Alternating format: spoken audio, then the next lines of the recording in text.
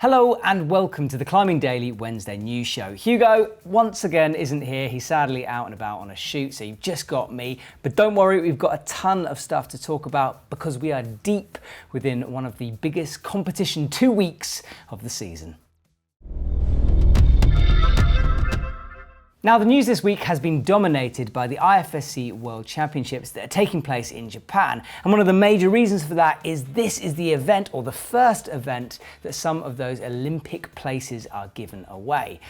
Now, last week we covered the bouldering highlights and showed you the videos, and this week we're going to look at the lead and speed results. But we can't show you the video footage because of the restrictions on reporting of the IFSC video that they give us.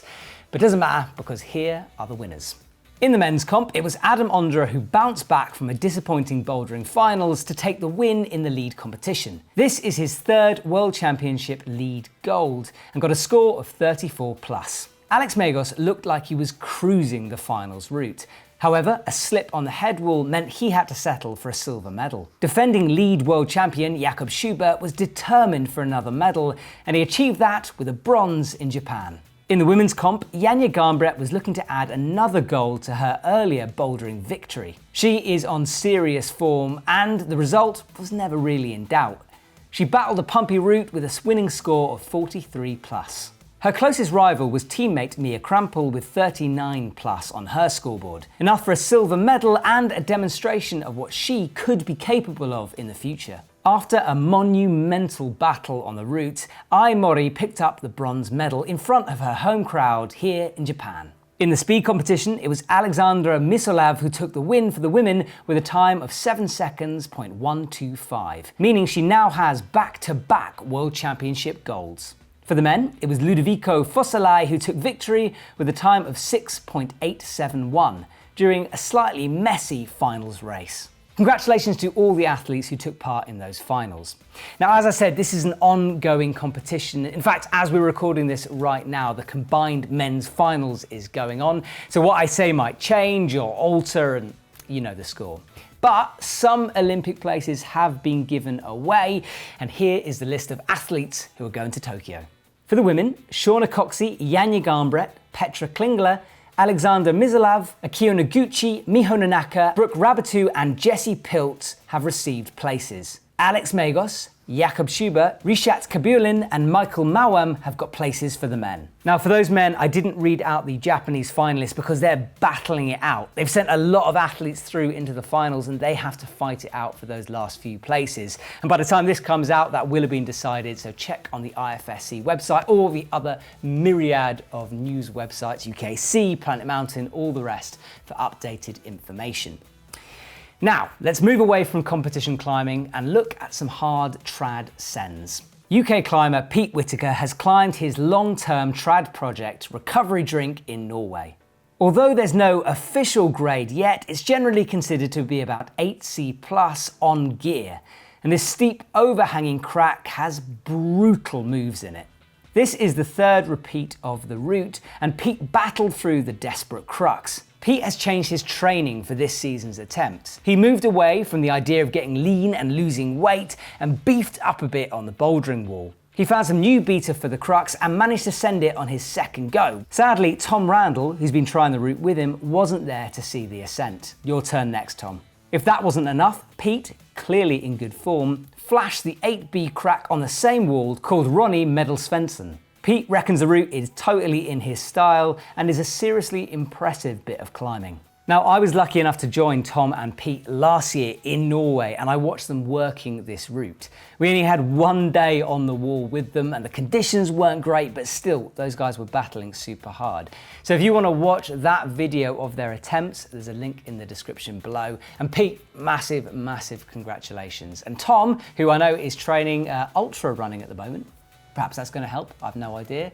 I know you'll be soon, mate, so good luck with that one. Now, Everest has been in the news a lot recently after those pictures emerged of the queues near to the summit. And now the Nepalese government has placed the following restrictions on climbers.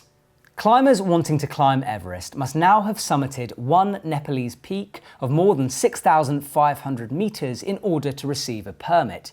They must produce a medical certificate proving their fitness and health and must be accompanied by a trained Nepalese guide. There is now a minimum expedition payment of $35,000, and companies taking clients must show 3 years' experience or more of organising high-altitude expeditions. These restrictions join the rules already in place, which bans solo attempts on the mountain and double amputees and blind climbers from attempting it. Now, last year when these restrictions came out, there was a lot of kickback from the climbing community. People were pointing out that someone with no experience is still allowed to climb Everest, while someone who has a disability, like being blind, they might be massively experienced and very fit, but they're not allowed up the mountain. So these new restrictions sort of cover that grey area a little bit. However, I do predict that we're going to see a lot of shuffling and changing of these rules, and I would imagine there's going to be a little bit of corruption as well that comes in. So watch this space and we'll see what the next season brings. Okay. 9B counter time.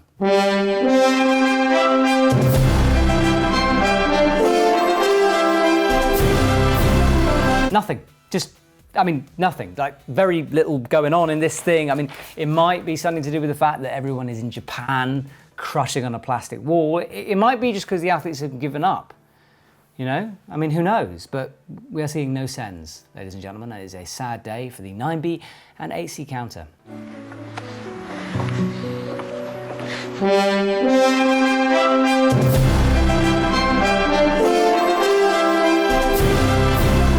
Okay, so media on the EpicTV website, and we've got a new series. We talked about it last week. It's a whole series based around this new idea of climbing up and flying off a mountain. Now, it's not a new idea, but as equipment and kit becomes lighter and lighter, we're seeing more and more climbers do this. The first episode is up on the EpicTV website, and here, if you haven't seen it, is another cheeky teaser. La tecnología no iba a ser muy buena y no iba a estar de nuestra parte, y por eso hemos decidido empezar lo antes posible para asegurar el tiro. Lago Medes son unos 450-500 metros de escalada muy clásica, pero una roca que no siempre es la más compacta, pero es muy bonita la línea.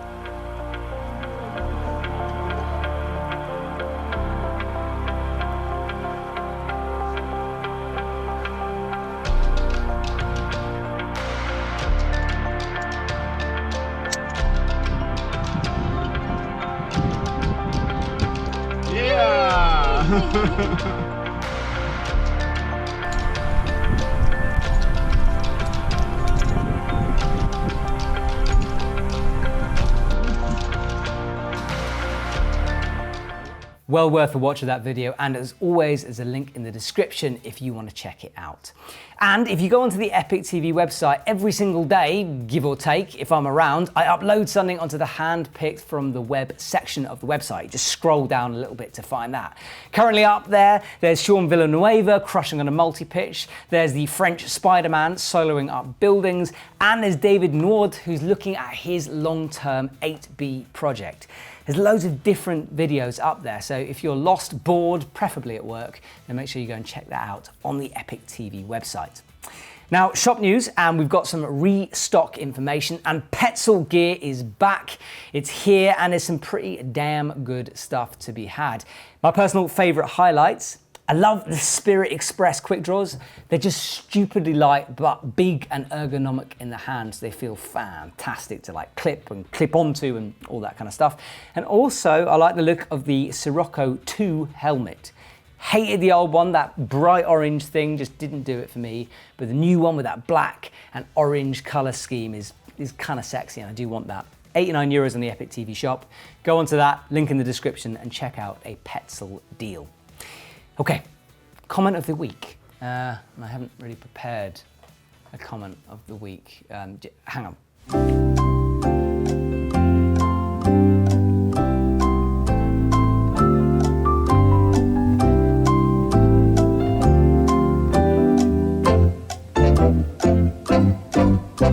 Okay, so this week's comment is from Andre Stark, and he says, did anyone notice Hugo's amazing pen flip abilities?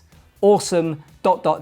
D, which I've been reliably informed is a smiley face laughing. No, I hadn't noticed his amazing pen flip abilities, but I did go back and watch his amazing pen flip abilities, and you're correct. Hugo spends far too much time flipping pens, but you know, it's one of his many skills. He's a fantastic cameraman, sound man, and pen flipper. So thank you very much, Andre Stark. If you guys want to appear on Comment of the Week, make sure you leave some comments underneath the videos. Myself and Flo have a lot of fun scrolling through them and finding them, so thank you very much for that. Now, I've just come back from Magic Wood. It was a pretty amazing shoot, working with Erik Karlsson, Emil from Erik Karlsson's vlogs, Dabrats, Bouldering Bobats, just a load of people, and it was a lot of fun.